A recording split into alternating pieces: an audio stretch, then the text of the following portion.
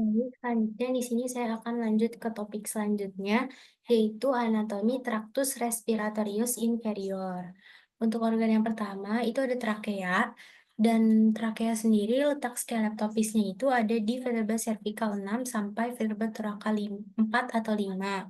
Lalu trakea itu dibagi jadi dua, ada trakea pars cervicalis sama pars thoracalis. Dan untuk penyusunnya sendiri, di sini itu ada yang namanya cartilago trachealis, yang merupakan cartilago hialin. Dia menyusun bagian anterior dan juga lateral dari trakea. Sedangkan di bagian posteriornya ini itu tersusun dari musculus trachealis. Kemudian di sini itu ada ligamentum annular trachealis yang fungsinya itu adalah untuk menyokong trakea agar dia tidak kolaps. Nah, selanjutnya trakea itu sebelum berubah menjadi bronkus, ada yang namanya bifurcatio trachealis, di mana bifurcatia ini itu merupakan percabangan trakea yang letaknya ada di vertebra thoracal 4 atau 5. Nah, di antara bifurcatio itu ada yang namanya carina atau suatu penonjolan yang fungsinya itu sebagai reseptor batuk dan iritan. Selanjutnya, untuk vaskularisasinya dan inervasi, arterinya itu dari arteri tiroidea inferior dan venanya dari vena laryngeal inferior. Untuk inervasi simpatisnya itu truncus sympathicus dan parasimpatisnya nervus vagus dan nervus laryngeus recurrens. Lanjut ke bronkus. Bronkus itu terbagi-bagi. Yang pertama ada bronkus primarius, yang kemudian bercabang jadi bronkus secundus atau lobaris, lalu bercabang lagi jadi bronkus tertius atau segmentalis, bercabang lagi jadi bronkus terminalis, dan yang terakhir bronkus respiratorius. Untuk dari bronkus primarius sampai ke terminalis itu dia merupakan zona konduksi, sedang di mana zona konduksi itu fungsinya untuk menghangatkan, melembabkan, menyaring, sama menghantarkan udara ke zona respirasi. Kemudian kalau bronkus respiratorius, nanti itu dia bakal berlanjut jadi ductus alveolaris, saccus alveolaris, sama alveolus, yang merupakan zona respirasi. Lalu di sini dari bronkus primarius sampai ke tertius itu dia memiliki cartilago, sedangkan dari terminalis sampai respiratorius itu dia nggak punya cartilago. Lanjut, di sini ada perbedaan dari bronkus primarius dexter dan sinister. Perbedaan yang pertama itu dari panjangnya. Kalau yang dexter dia lebih pendek, sedangkan yang sinister dia lebih panjang, 5 sampai 7 cm. Lalu untuk lebar penampangnya, yang dexter itu dia lebih lebar dan diameternya juga lebih besar. Kalau yang sinister itu lebih sempit dan diameternya lebih kecil. Lalu untuk posisinya, yang dexter itu dia lebih tegak atau vertikal, sedangkan yang sinister itu lebih datar atau horizontal. Lanjut, bronkus primarius itu dia bakal bercabang jadi bronkus secundus yang jumlahnya itu nanti akan menyesuaikan dengan lobus pulmo.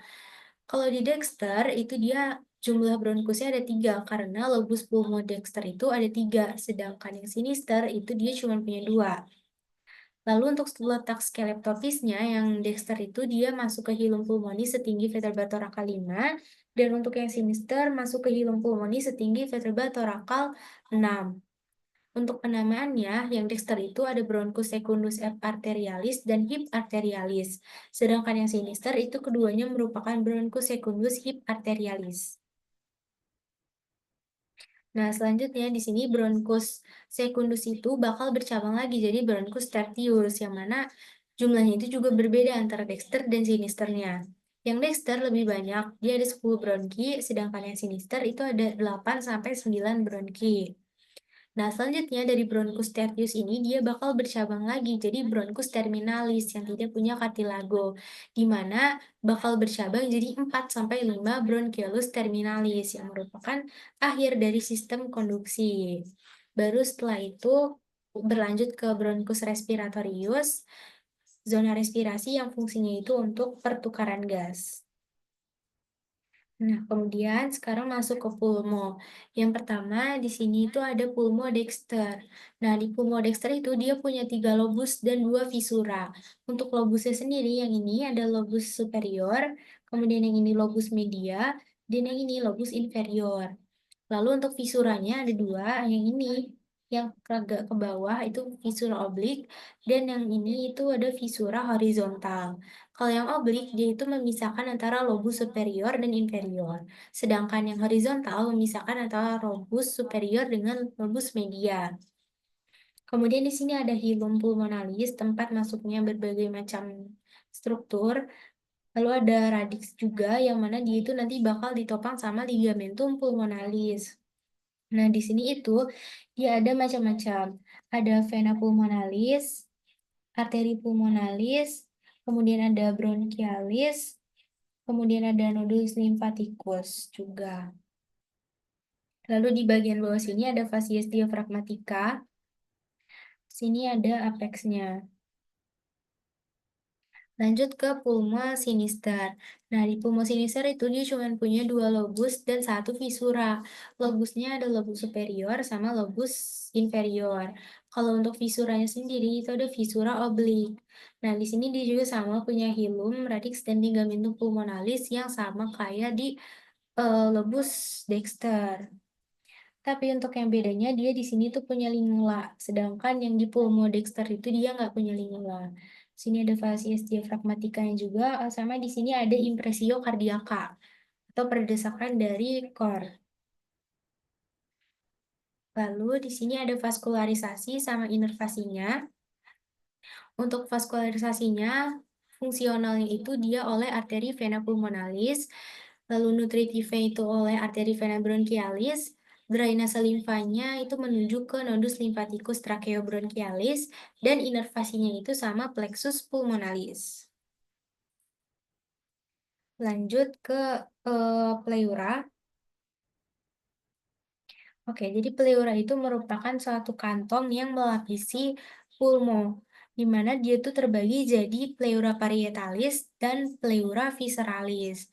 Dan di antara pleura parietalis sama visceralis itu ada yang namanya cavum pleura.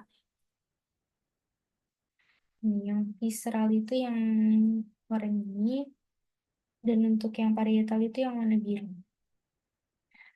Oke. Oh ya, untuk bagian parietalnya juga itu terbagi lagi jadi pars diafragmatica yang di sini, terus pars mediastinal sama pars costal. Terus yang di bagian apex ini itu ada pleura cervical atau cupula pleura. Nah, terus di pleura juga ada yang namanya potential space. Untuk potential space-nya sendiri itu ada dua, ada recessus costomediastinalis di sini sama recessus diaphragmatica. Kalau yang costomediastinalis itu dia merupakan pertemuan antara pleura parietalis pars costalis dengan pars mediastinalis. Sedangkan kalau yang recessus costodiaphragmatica itu pertemuan antara pleura parietalis pars costalis dan diaphragmatica. Lalu lanjut ke vaskularisasi sama inervasinya. Kalau untuk arteri, di pleura parietalis itu, untuk yang pars mediastinalis, dia oleh arteri pericardiofrenica. Untuk pars diafragmatica oleh arteri frenica superior dan arteri musculofrenica. Untuk di pars costalis itu ada arteri intercostalis, dan untuk pleura visceralis itu dia divaskularisasi oleh arteri bronchialis yang merupakan cabang dari aorta descendens pars thoracis. Lalu untuk venanya di pleura parietalis itu dia akan bersatu dengan vena sistemik bagian dinding toraks yang berdekatan, sedangkan yang pleura visceralis itu bakal bermuara ke vena pulmonalis. Lalu untuk inervasinya dibagi juga untuk parietalis dan visceralis. Yang parietalis itu dia GSA, dia yang merasakan nyeri. Eh, ada nervus intercostalis untuk yang bagian pars costalis dan nervus phrenicus untuk pars diaphragmatica sama pars mediastinalis. Lalu untuk yang visceralis itu dia yang GVA yang tidak timbul nyeri. Baik, mungkin sekian penjelasan saya terkait topik anatomi respiratorius yang inferior, dan sekian juga laporan praktikum yang bisa saya sampaikan. Terima kasih. Wassalamualaikum warahmatullahi wabarakatuh.